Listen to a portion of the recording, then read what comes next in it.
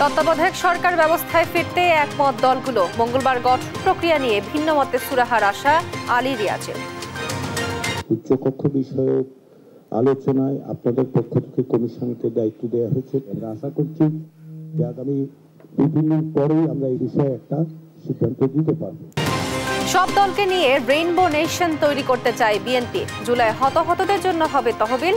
শেখ হাসিনার ক্ষমা নেই। বাধা দিয়ে এনসিপিকে থামানো যাবে না বললেন নাহিদ ইসলাম। নতুন বাংলাদেশ করতে সবাইকে ঐক্যবদ্ধ থাকার আহ্বান। সেপ্টেম্বরের দ্বিতীয় সপ্তাহের মধ্যে ডাকসু নির্বাচন। আলাদা 6টি ভোট কেন্দ্র স্থাপনের সিদ্ধান্ত। 29 জুলাই তফসিল ঘোষণা।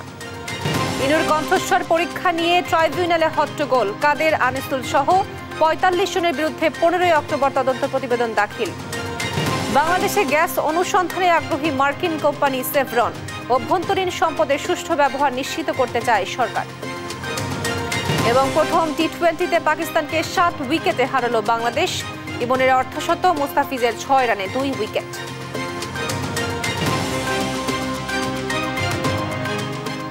সংবাদ রাতে দেখছিলেন শিরোনাম। পুরো খবর জুড়ে আপনাদের সঙ্গে আছি আমি তো আফরোজ। এবার বিস্তারিত। তত্ত্বাবধায়ক সরকার ব্যবস্থায় ফিরতে ঐক্যমত্য হলেও এর গঠন প্রক্রিয়া নিয়ে এখনো এক জায়গায় আসতে পারেনি রাজনৈতিক দলগুলো। সবার প্রস্তাবনা বিবেচনায় নিয়ে নতুন প্রস্তাবনা দেবে ঐক্যমত্য কমিশন, যা মঙ্গলবার সুরাহা হবে বলে আশা করছেন ডক্টর আলী রিয়াজ।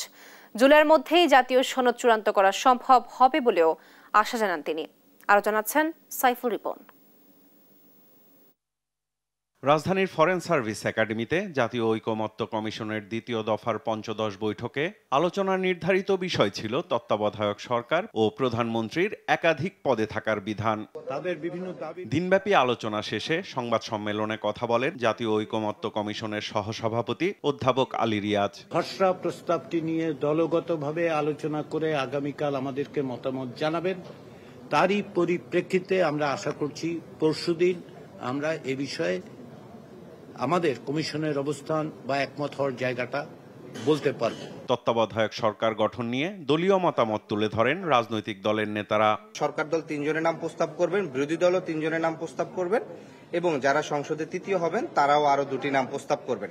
অর্থাৎ 8 জনের নামের মধ্য থেকে বাছাই কমিটি যে 5 জন থাকবেন তারা র্যাঙ্ক চয়েস পদ্ধতিতে ভোটিং করে মূলত সেখান থেকে প্রধান উপদেষ্টা চূড়ান্ত করবেন। এখানে কমিটি যাদেরকে দিয়ে হবে তাদের সকলকেই নিয়েই ভোটিং রাইটস তাদের থাকতে হবে, না হলে তো 2 দল আবার ভোট দিল তো প্রায় একই রকম হতে পারে।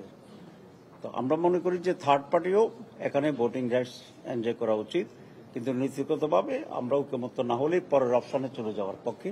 সেই পরের অপশন হচ্ছে আউটগোয়িং প্রথম সর্বশেষ আউটগোয়িং যিনি বিচারপতি সেটি। অন্যান্য পাওয়ার ফাংশন প্রায় আগের মতোই রাখা হয়েছে, যেমন 90 ডেজের বিধানের ক্ষেত্রে তত্ত্বাবধায়ক সরকারের ক্ষেত্রে একই রকম বিধান থাকবে। এই তত্ত্বাবধায়ক সরকারের বর্তমান যেটা 13 অ্যামেন্ডমেন্টের পজিশন আছে সেটার নাম কিন্তু হচ্ছে নিরপেক্ষ দল নিরপেক্ষ তত্ত্বাবধায়ক সরকার। এখানে যদি কেউ এই নামটা অন্যরকম রাখতে চায়, সবাই যদি অ্যাকসেপ্ট করে সেটাও হবে। প্রধানমন্ত্রীর একাধিক পদে থাকার বিধান নিয়েও কথা বলেন তারা। বিকল্প তৈরি হওয়ার প্রক্রিয়াটা কি, সেই প্রক্রিয়াটা যদি আমরা বন্ধ করে ফেলি, সেই বন্ধ করাটা যেন না হয় সেজন্য আমাদের প্রস্তাব হচ্ছে একই সাথে দলের প্রধান এবং প্রধানমন্ত্রী এবং সংসদের সংসদীয় লিডার আলাদা ব্যক্তি হবেন। একটি হচ্ছে প্রধানমন্ত্রী আর একটা হচ্ছে লিডার অব দি হাউস। এই দুটার কাছাকাছি দায়িত্ব। এখানে যদি ডিভিশন হয়ে যায় তাহলে মাঝে মধ্যে অচল অবস্থা তৈরি হয়ে যেতে পারে। টু বি প্র্যাকটিক্যাল, প্রধানমন্ত্রী এবং লিডার অব দি হাউস দুটাতেই একজন ব্যক্তি থাকতে পারবেন। দলীয় প্রধান যে সবসময় প্রধানমন্ত্রীর পদ অলঙ্কৃত করবেন এমন তো কথা নয়। পার্লামেন্টারি পার্টিতে ডিসাইড হবেন কোন এমপি প্রধানমন্ত্রী হবেন, কিন্তু অপশনটা থাকা ভালো, তার ডেমোক্রেটিক রাইটটা যাতে ক্ষুণ্ণ না হয়। যে ব্যক্তি দলীয় প্রধান হন তার যাতে রাইটটা অক্ষুণ্ণ থাকে যে তিনি ইচ্ছা করলে প্রধানমন্ত্রী পদ নিতে পারেন। সংসদের উচ্চ কক্ষের বিষয়ে দ্রুতই সিদ্ধান্ত জানানো হবে বলেও জানিয়েছে জাতীয় ঐকমত্য কমিশন। সাইফুল রিপন, দেশ টিভি, ঢাকা। মত পার্থক্য থাকলেও সব রাজনৈতিক দলগুলোকে নিয়ে রেইনবো নেশন তৈরি করতে চায় বিএনপি, জানালেন দলটির মহাসচিব মির্জা ফখরুল ইসলাম আলমগীর ১.৫ যুগেরও বেশি সময় দেশে গণহত্যা চালানোর দায়ে শেখ হাসিনাকে কখনো ক্ষমা করা হবে না উল্লেখ করে তিনি বলেন, জুলাই হতাহতদের জন্য তহবিল করবে বিএনপি। এদিকে দলটির স্থায়ী কমিটির সদস্য গয়েশ্বরচন্দ্র রায় বলেছেন, ক্ষমতায় যেতে পারবে না জেনেই নির্বাচন বাধাগ্রস্ত করতে নানা দাবি তুলছে জামায়াত। আরো জানাচ্ছেন আলিমুজ্জামান সাফওয়ান। জুলাই গণঅভ্যুত্থানে আহত ও শহীদদের স্মরণে মাসব্যাপী কর্মসূচি পালন করছে বাংলাদেশ জাতীয়তাবাদী দল বিএনপি। এরই অংশ হিসেবে রোববার সকালে জাতীয়তাবাদী কৃষক দল ও আমরা বিএনপি পরিবারের উদ্যোগে বৃক্ষরোপণ কর্মসূচি উদ্বোধন করেন বিএনপি মহাসচিব মির্জা ফখরুল ইসলাম আলমগীর। পরে তিনি বলেন, যারা জুলাই আগস্ট গণঅভ্যুত্থানে শহীদ হয়েছে তাদের পাশে থাকবে বিএনপি। দেশে পরিবর্তনের রাজনীতির কথাও বলেন মির্জা ফখরুল ইসলাম আলমগীর। আমরা দলের পক্ষ থেকে একটা ফান্ড রেজ করব, সেই ফান্ডে আমরা এই সমস্ত পরিবারগুলোকে আমাদের পক্ষে যতটুকু সম্ভব আমরা সহযোগিতা করব। ইতিমধ্যে আমাদের ভারপ্রাপ্ত চেয়ারম্যান সাহেব এই যে আমরা বিএনপি পরিবার তাদের মাধ্যমে কিন্তু তিনি এই কাজটি করছেন। এদিকে রোববার দুপুরে মুন্সিগঞ্জের শ্রীনগরে এক অনুষ্ঠানে অংশ নিয়ে সাংবাদিকদের সঙ্গে কথা বলেন বিএনপির স্থায়ী কমিটির সদস্য গয়েশ্বরচন্দ্র রায়।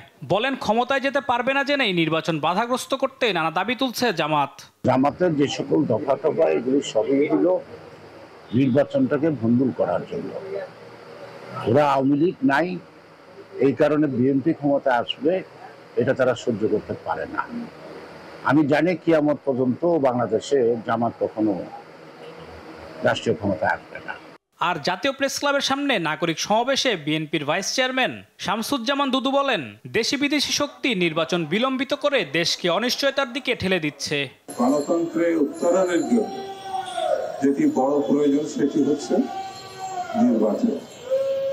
সেই নির্বাচন বিলম্বিত হওয়ার অর্থই হচ্ছে সবাইকে অনিশ্চয়তার দিকে ঠেলে দেওয়া। আলিমুজ্জামান সাফওয়ান, দেশ টিভি, ঢাকা। স্বাধীনতার পক্ষ বা বিপক্ষকে অস্ত্র বানিয়ে বিভেদ তৈরি করতে চায় না বলে মন্তব্য করেছেন বিএনপির স্থায়ী কমিটির সদস্য সালাউদ্দিন আহমেদ। বলেন, ৭১-এর চেতনা বিক্রির মতো ২৪-এর চেতনা বিক্রি কেউ সুবিধা নেবে সেটি হতে দেওয়া হবে না।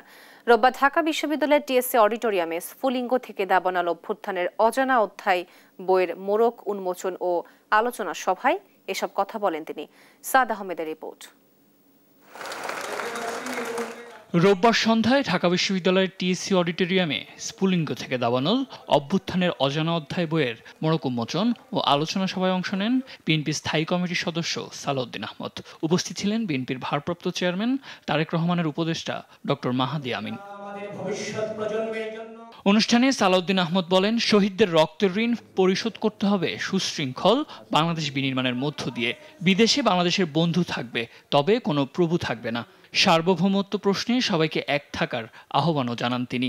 যারা শহীদ হয়েছে তারা তো আর আমাদের মাঝে ফেরত আসবে না, কিন্তু তাদের রক্তের ঋণ আমরা পরিশোধ করতে হবে একটি শক্তিশালী গণতান্ত্রিক বৈষম্যহীন রাষ্ট্র বিনির্মাণের মধ্য দিয়ে। সেজন্য সবার আগে বাংলাদেশ থাকবে, আমাদের কোনো বিদেশি প্রভু থাকবে না, আমাদের বন্ধু থাকবে বিদেশে, কখনো কোনোদিন প্রভু থাকবে না। এ সময় বিএনপির ভারপ্রাপ্ত চেয়ারম্যান তারেক রহমানের উপদেষ্টা ডক্টর মাহাদি আমিন বলেন, এই মুহূর্তে বাংলাদেশের সবচেয়ে বড় সংস্কার হবে নির্বাচন। আজকে যে এক দফার কথা আমরা বলি, সবার আগে সে এক দফা কিন্তু 16 জুলাই রাতে যেদিন আবু সাঈদ এবং ওয়াসিম আকরাম শহীদ হয়েছিলেন, তারপরে আমাদের নেতা বিএনপির ভারপ্রাপ্ত চেয়ারম্যান যেমন তারেক রহমানই দিয়েছিলেন। ওনার ডাকে বাংলাদেশের সকল স্তরের সকল শ্রেণী পেশার মানুষ এক হয়ে ফ্যাসিবাদী শেখ হাসিনার বিরুদ্ধে ধাপে ধাপে রাজপথে নেমে এসেছিল। জুলাই গণঅভ্যুত্থানের প্রকৃত ইতিহাস জাতির সামনে তুলে ধরতে এ ধরনের কার্যক্রম অব্যাহত রাখার আহ্বানও জানান বক্তারা। বড় বিদ্যাপীঠে আপনারা রয়েছেন। সাদ আহমেদ, দেশ টিভি, ঢাকা। কক্সবাজারে নাসিরউদ্দিন পাটোয়ারি সত্য উন্মোচন করায় হামলার মুখে পড়েছে এনসিপি। এমনটি জানিয়ে দলটির আহ্বায়ক নাহিদ ইসলাম বলেন, বাধা দিয়ে এনসিপিকে থামানো যাবে না। রোববার সন্ধ্যায় চট্টগ্রামে জুলাই পদযাত্রা শেষে পথসভায় এসব কথা বলেন তিনি। জানাতুল মোহনা রিপোর্ট। হাতে হাত ধরে স্লোগানে স্লোগানে বিদ্রোহের নগরী চট্টগ্রামের রাজপথ কাঁপিয়ে পদযাত্রা করে জাতীয় নাগরিক পার্টি। দেশ জুড়ে জুলাই পদযাত্রার 20তম দিনের সন্ধ্যায় চট্টগ্রামের বদ্দার হাট থেকে বিপ্লবী উদ্যান পর্যন্ত পদযাত্রা করে পথসভা করে দলটি। নেতৃবৃন্দ বলেন, নতুন বাংলাদেশ গড়তে সবাইকে ঐক্যবদ্ধ থাকতে হবে। আমাদের একটা নীতি নির্ভর রাষ্ট্র লাগবে, একটা ইনসাফ ভিত্তিক রাষ্ট্র লাগবে। সেটির জন্য আমাদের এই তরুণ প্রজন্মকে ঐক্যবদ্ধভাবে কাজ করে যেতে হবে। আমাদের মধ্যে বিভাজন করার চেষ্টা করবে, আমাদের মধ্যে বিভিন্ন রাজনৈতিক দলের মধ্যে বিভাজন করার চেষ্টা করবে। বাঙালি ও বাঙালি, মুসলমান ও মুসলমান, সুন্নি অসুন্নির কোনো বিভাজন আমরা বাংলাদেশে দেখতে চাই না। চট্টগ্রামের দিকে চোখ তুলে তাকালে সমগ্র বাংলাদেশ বিদ্রোহ গড়ে তুলবে বলে জানান এনসিপির আহ্বায়ক নাহিদ ইসলাম। আরও বলেন, কক্সবাজারে নাসিরউদ্দিন পাটোয়ারির সত্য বলায় এনসিপির উপর হামলা হয়েছে। চট্টগ্রাম বাংলাদেশের জাতীয় নিরাপত্তার অংশ, চট্টগ্রাম বাংলাদেশের সার্বভৌমত্বের ভিত্তি। চট্টগ্রামকে যদি চট্টগ্রামের দিকে কেউ চোখ তুলে তাকায়, সমগ্র বাংলাদেশ একসাথে বিদ্রোহ ঘোষণা করবে। নাসিরউদ্দিন পাটোয়ারি কক্সবাজারে সত্য উন্মোচন করেছেন। সেই সত্য উন্মোচন করার জন্য বিভিন্ন জায়গায় আমাদেরকে বাধা দেওয়া হচ্ছে। 21 জুলাই দেশ জুড়ে পদযাত্রায় খাগড়াছড়ি থেকে ফেনী হয়ে নোয়াখালী যাবে এনসিপি। জান্নাতুল মোহনা, দেশ টিভি, চট্টগ্রাম। সেপ্টেম্বর মাসের দ্বিতীয় সপ্তাহে হবে ঢাকা বিশ্ববিদ্যালয় কেন্দ্রীয় ছাত্র সংসদ ডাকসু নির্বাচন। আগামী 29 জুলাই আনুষ্ঠানিক তফসিল ঘোষণা করা হবে, জানালেন ডাকসুর প্রধান নির্বাচন কমিশনের অধ্যাপক জসিম উদ্দিন। রোববার ঢাকা বিশ্ববিদ্যালয়ের সিনেট ভবনে ডাকসু নির্বাচন নিয়ে অংশীজনদের সঙ্গে তফসিল সংক্রান্ত সভা শেষে এসব কথা বলেন তিনি। সভায় হলের পরিবর্তে আলাদা 6টি ভোট কেন্দ্র স্থাপনের সিদ্ধান্ত চূড়ান্ত হয়। সাদাত নিশাদের রিপোর্ট জানাচ্ছেন ইউসুফ ভুইয়া। সবশেষ ডাকসু নির্বাচন হয়েছিল 2019 সালে। সেই সংসদের মেয়াদ পূর্তির পর পেরিয়ে গেছে আরো 6 বছর।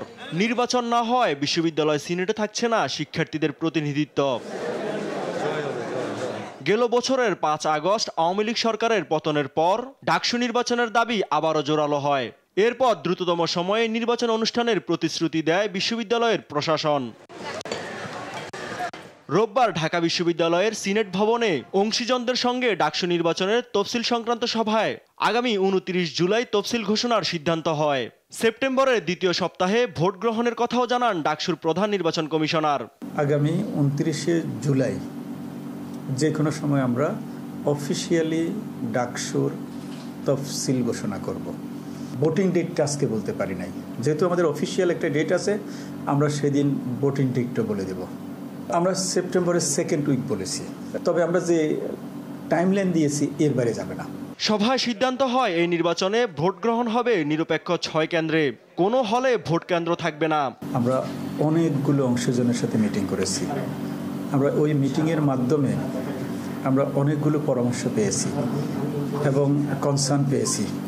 হ্যাঁ, সেগুলোকে আমরা সামারি করেছি। 2018-19 শিক্ষাবর্ষের যে শিক্ষার্থীদের মাস্টার্সের ফলাফল প্রকাশ হয়েছে, তারা আসন্ন ডাকসু বা হল সংসদ নির্বাচনে ভোটার বা প্রার্থী হতে পারবেন না বলেও সভায় সিদ্ধান্ত হয়।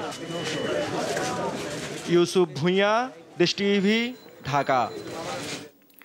জুলাই আগস্ট গণঅভ্যুত্থানে মানবতা বিরোধী অপরাধের মামলায় ওবায়দুল কাদের, আনিসুল হক, পলক সহ 45 জনের বিরুদ্ধে 15 অক্টোবর তদন্ত প্রতিবেদন দাখিলের নির্দেশ দিয়েছে আন্তর্জাতিক অপরাধ ট্রাইব্যুনাল। রোববার বিচারপতি গোলাম মর্তুজা মজুমদারের নেতৃত্বাধীন ট্রাইব্যুনাল 1-এ নির্দেশ দেয়। সেই সঙ্গে মানবতা বিরোধী অপরাধের আরেক মামলায় সাবেক সেনা কর্মকর্তা জিয়াউল আহসান সহ 23 জনের বিরুদ্ধে তদন্ত প্রতিবেদন জমার দিন নির্ধারণ করা হয়েছে 5 অক্টোবর। সাবিনা মজুমদারের রিপোর্ট। রোববার জুলাই আগস্টে গণহত্যার 7 মামলায় একযোগে 39 আসামিকে আনা হয় আন্তর্জাতিক অপরাধ ট্রাইব্যুনালে। সকাল 10:30টার পর একে একে আদালতে তোলা হয় আনিসুল হক, সালমান এফ রহমান, কামরুল ইসলাম সহ দীপুমণি, পলক সহ 16 জনকে। শুনানি শুরুর কিছুক্ষণ আগে আইনজীবী বলেন হাসানুল হক ইনু কথা বলতে চান। ইনু বলেন, গেল জুনে ডিবি পরিচয়ে কারাগারে তার কণ্ঠস্বর পরীক্ষা করা হয়। এর উদ্দেশ্য সৎ নয় বলে অভিযোগ তার। এ সময় চিফ প্রসিকিউটরের সঙ্গে বাকবিতণ্ডায় জড়ান ইনু, তার সঙ্গে গলা বেলান সাবেক মন্ত্রীরাও। আর ট্রাইব্যুনাল বলেন ন্যায় বিচারের স্বার্থে আদালত সবকিছু শুনতে পারেন। পরে চিফ প্রসিকিউটর দেখান ট্রাইব্যুনালের আদেশে ইনুর কণ্ঠস্বর পরীক্ষা করা হয়েছে। তার সংখ্যা যে অসৎ উদ্দেশ্য, কিন্তু অসৎ উদ্দেশ্য বিভিন্ন পারপাজে বর্তমান দেখে যে ডিজিটাল যুগে ডিজিটাল ব্যবস্থাকে ব্যবহার করে অনেক কিছু ঘটে থাকে। পরে 16 মন্ত্রী সহ 45 জনের বিরুদ্ধে 15 অক্টোবর তদন্ত প্রতিবেদন দেওয়ার নির্দেশ দেন ট্রাইব্যুনাল। এদিন জুলাই গণহত্যার আরেক মামলায় হাজির করা হয় সাবেক সেনা কর্মকর্তা জিয়াউল আহসান সহ সাবেক 8 পুলিশ কর্মকর্তাকে। তবে আসামি থেকে রাজসাক্ষী হওয়া সাবেক আইজিপি মামুনকে ট্রাইব্যুনালে হাজির করা হয়নি। প্রসিকিউশন বলছে তার বিরুদ্ধে আরেকটি মামলার বিচার শুরু হয়, এই মামলায় তাকে আদালতে আনা হবে না। পরে 5 অক্টোবর 23 জনের বিরুদ্ধে তদন্ত প্রতিবেদন দিতে বলেন আদালত। চৌধুরী আব্দুল্লাহ আল মামুনের মামলারও আজকে তদন্ত প্রতিবেদন দাখিলের সময় ছিল। উনি সহ 23 জন সেই মামলার আসামি। তো ওনার বিরুদ্ধে অলরেডি সাবেক প্রধানমন্ত্রী শেখ হাসিনার সাথে ওনার তদন্ত প্রতিবেদন দাখিল হয়ে সেটি চার্জ গঠন হয়ে গিয়েছে, আপনারা জানেন। সেজন্য উনি বাদে আর বাকি যারা আছে তাদেরকে ট্রাইব্যুনালে হাজির করা হয়েছিল আজকে। এদিন আরো 5 মামলার তদন্ত প্রতিবেদন দাখিলের সময় বাড়িয়েছে ট্রাইব্যুনাল। এছাড়া কক্সবাজারের বহুল আলোচিত একরামুল হত্যা মামলায় গ্রেফতার দেখানো হয় স্থানীয় এমপি বদিকে। তাকে তদন্ত সংস্থায় জিজ্ঞাসাবাদের অনুমতিও দেন ট্রাইব্যুনাল। সাবরিনা মজুমদার, দেশ টিভি, ঢাকা। সেনাবাহিনীর সদর দফতরে সেনা সদর নির্বাচনী পর্ষদ 2025-এর আনুষ্ঠানিক উদ্বোধন করেছেন প্রধান উপদেষ্টা ডক্টর মোহাম্মদ ইউনূস। রোববার সকালে উদ্বোধন অনুষ্ঠানের শুরুতেই স্বাধীনতা যুদ্ধে অংশগ্রহণকারী সব শহীদ, যুদ্ধাহত ও বীর মুক্তিযোদ্ধা, বিশেষ করে সশস্ত্র বাহিনীর শহীদ সহ সব বীর সেনাদের স্মরণ করেন তিনি। এছাড়াও প্রধান উপদেষ্টা শ্রদ্ধার সঙ্গে স্মরণ করেন পার্বত্য চট্টগ্রামে দায়িত্ব পালনকালে সব আহত ও শহীদ সেনা সদস্যদের এবং 2024 সালে জুলাই গণ অভ্যুত্থানের শহীদ ও আহত সব ছাত্র জনতাকে। এ সময় প্রধান উপদেষ্টা পদোন্নতির জন্য অফিসারদের পেশাগত দক্ষতা, নেতৃত্বের গুণাবলী, শৃঙ্খলার মান, সততা, বিশ্বস্ততা ও আনুগত্যের উপর গুরুত্বারোপ করতে নির্বাচনী পর্ষদের সদস্যদের নির্দেশনা দেন। বলেন, দেশের স্বাধীনতা ও সার্বভৌমত্ব রক্ষায় সেনাবাহিনী দায়িত্ব পালনের পাশাপাশি অভ্যন্তরীণ শান্তি, শৃঙ্খলা, স্থিতিশীলতা ও দুর্যোগ মোকাবেলায় বেসামরিক প্রশাসনকে সহায়তার ক্ষেত্রে গুরুত্বপূর্ণ অবদান রাখছে।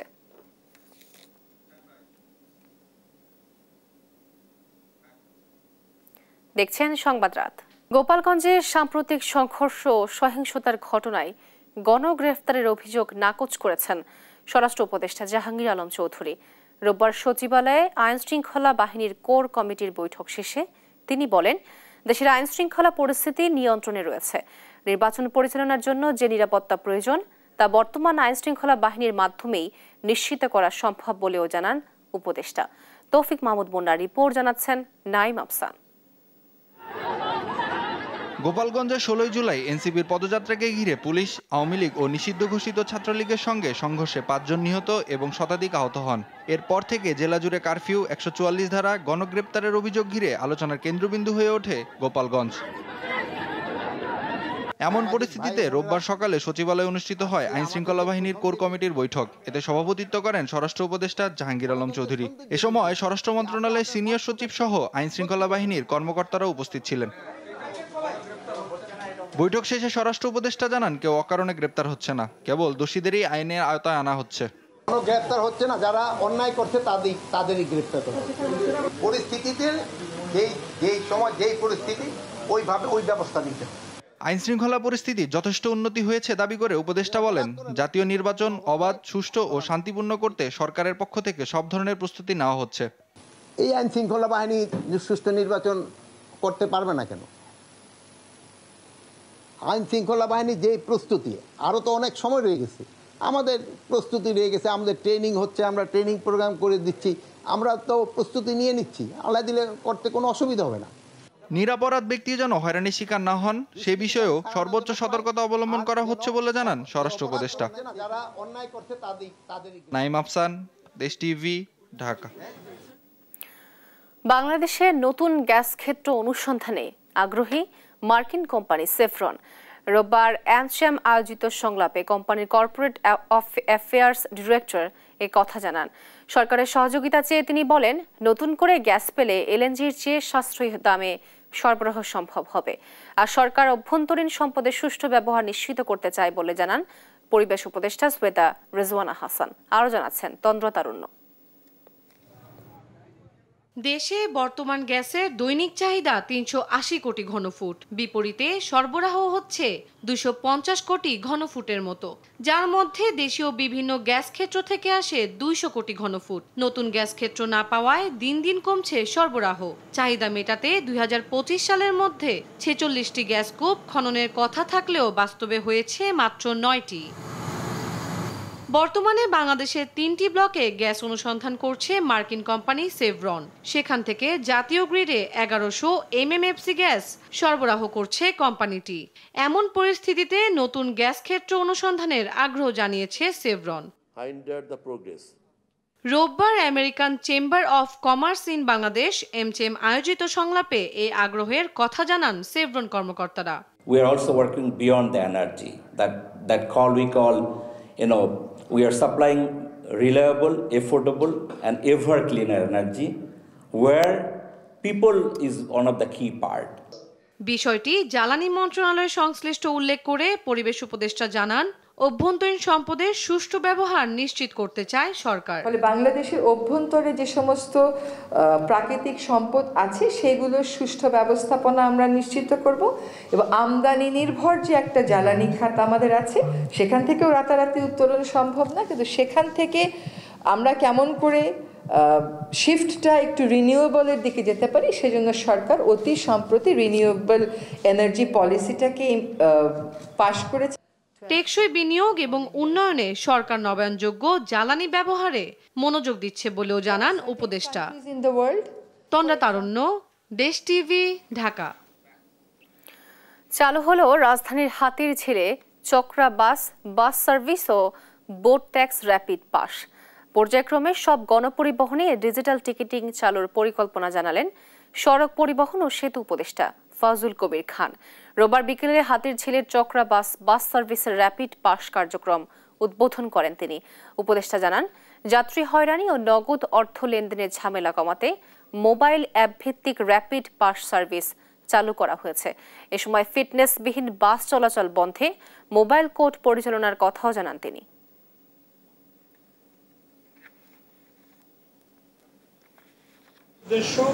উদ্দেশ্যটা হচ্ছে সড়কে গতি বৃদ্ধি করা।